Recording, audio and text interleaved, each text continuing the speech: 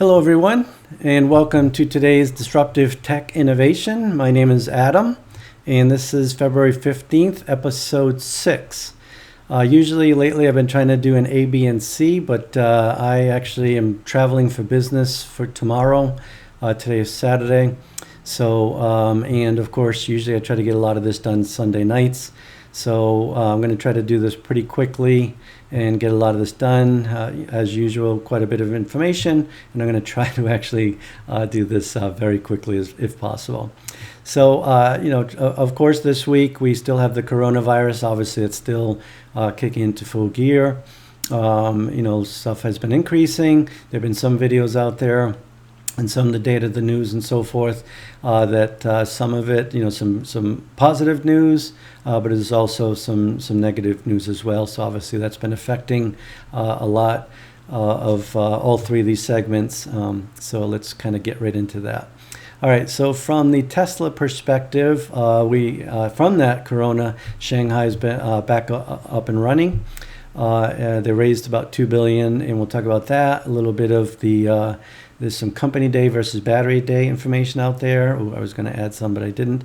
And then some vids about the fully charged show last week, which I did not mention a lot. I should have, but there's a really great event with a lot of the same players that we follow here. So, all right, so let's get into it quickly. Tesla stock for the week was, in the end, pretty flat from the beginning of the week to the end of the week. Obviously some ups and downs, the usual. But if we look at actually the 1 month, we actually still are trending with that, what everybody keeps calling a Bitcoin bubble, which it perhaps may have been, but we are still nicely trending. Bitcoin, we all are familiar with a lot of work we've done there. November 2017 bubble, it tanked, it went up a little bit, and then it actually tanked from here way down as far as about $3,000. Now we're back up to 10, but we'll talk about that in a minute. But so generally speaking, for the week, we've remained fairly flat with some dips here and there. So we will get into some of the stories. So Rob here, again, we just mentioned some of the trends for the week. Rob's talked about the $2 billion. He just always has some great analysis, nice in-depth analysis. So highly recommend you watch that and listen to a lot of things he talks about. He's done some great analysis here on struggles that Mercedes, some of the others have had, and really good analysis with Nissan. So I definitely encourage you to watch those for the week. And of course, he's talked about the Shanghai up and running. We just talked about a little bit about the Giga Buffalo and some of his thoughts. A lot of them, I should have added that in the trending, that he talked about Giga in Buffalo, but also a lot of them had talked about the rumor this week about perhaps an Austin factory. Well, not rumor. Elon Musk tweeted it, but a lot of the rumors and speculation, a lot of the guys are talking about perhaps, and it makes total sense, leveraging that Texas for making the Cybertruck, because a lot of the state issues right now, of course, a lot of the current automotive dealers have helped block Tesla, so this makes sense for them to do a lot there. So a lot of great information this week on that. So Galley's done a lot of the same. He did a little bit, I mentioned earlier, about some vids about fully charged. Ham and Sean, a lot of the other guys, Jesse and Zach, a lot of those guys have talked a lot about that show last week, so I invite you to watch a lot of that. Really good information. Galley talked a lot about taking to 1 trillion, a lot of his in-depth analysis, great story.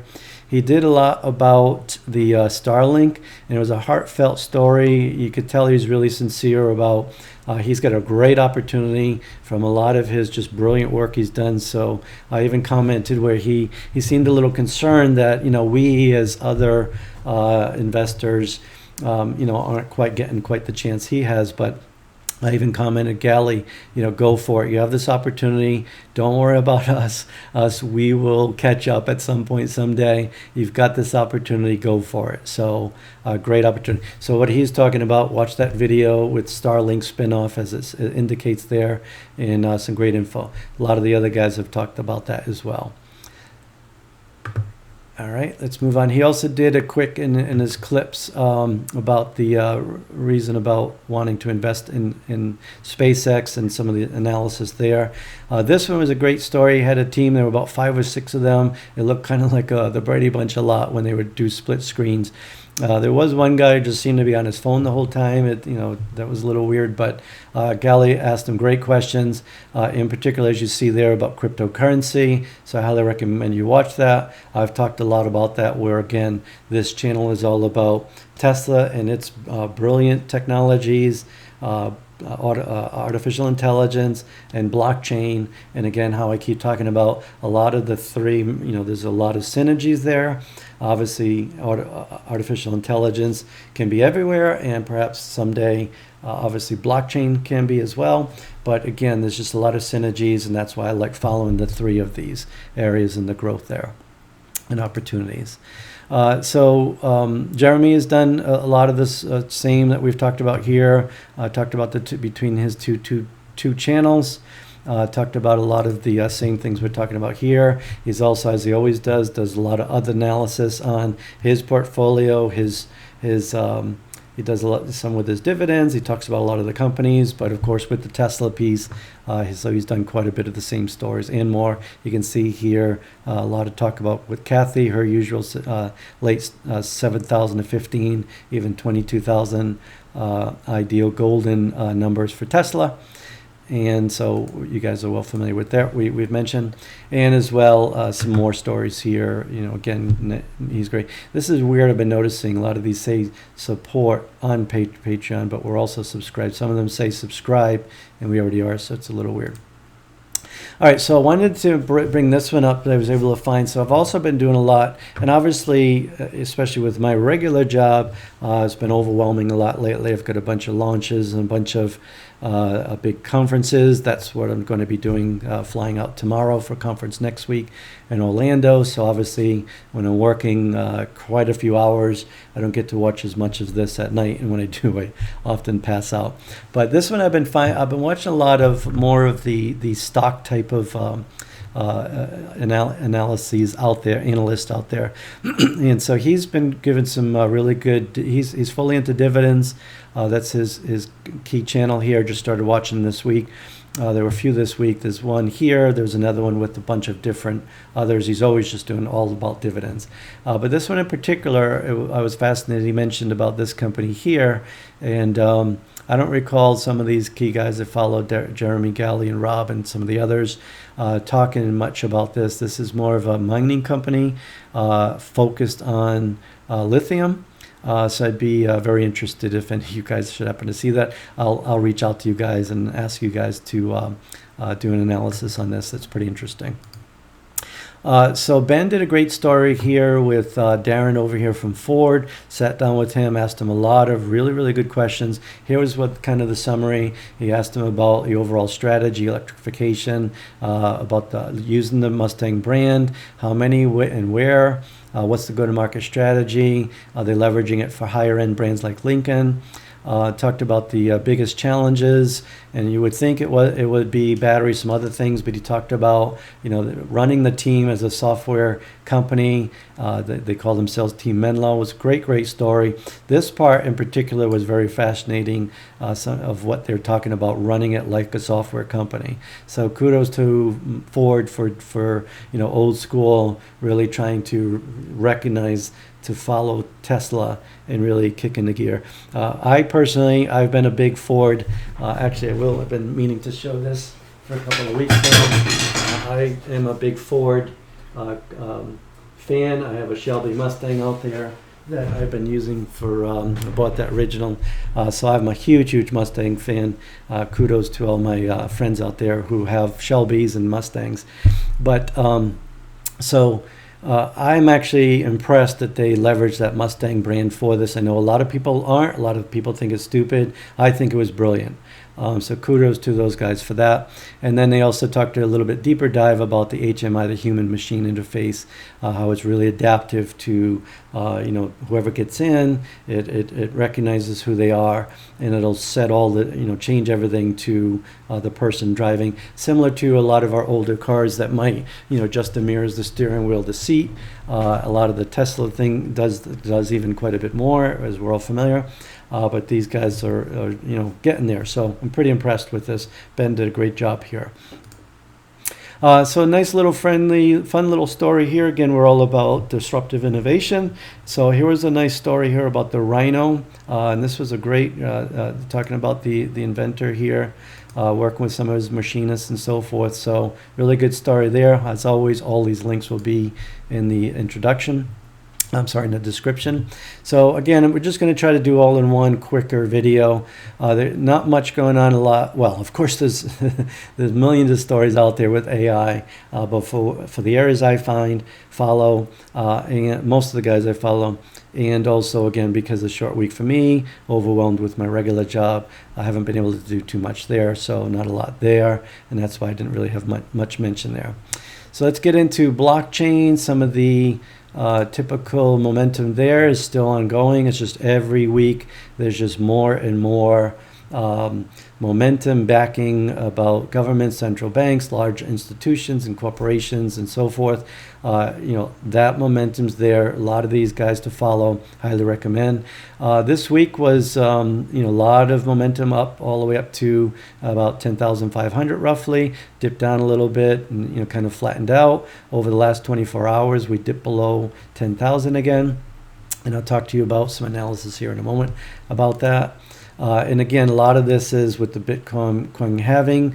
There's a lot of the guys talked about, books, Amazon books, and how they're trending. A lot of people are getting the books around Bitcoin and cryptocurrency. So there's just so much momentum up and down, as we've been talking about quite a bit. With Ethereum, quite a bit of momentum there as well, as you can see. This has been amazing, and a lot of that is the 2.0 launch in July. But also there's just, of course it always follows with Bitcoin, but again, the momentum's staying. Where the last 24 hours, the others dipped, and they're still doing pretty well. And XRP, same, but they too have tanked quite a bit. This just been an amazing run up. And there's been a lot too with Tezos. Did we talk about that? So Tezos has been really trending quite amazing. And some of the others too, Chainlink, and a lot of the same stories we'll talk about. So I've been just starting to also pick up on Tyler here with Chico Crypto. He really does some really amazing, deep analysis. All of these guys do. Very impressed with what he's been talking about. Highly recommend you watch these. I've watched several of them this week. He just goes over so much, so deep, really does some really good analysis. So I highly recommend you start following Chico as well and watch a lot of these going forward. Just amazing. So usual suspects, these guys with a lot of their same stories. Again, I've watched quite a bit of this. This was a really good story with JP Morgan. All of these guys, there's a lot of momentum more with U.S. government.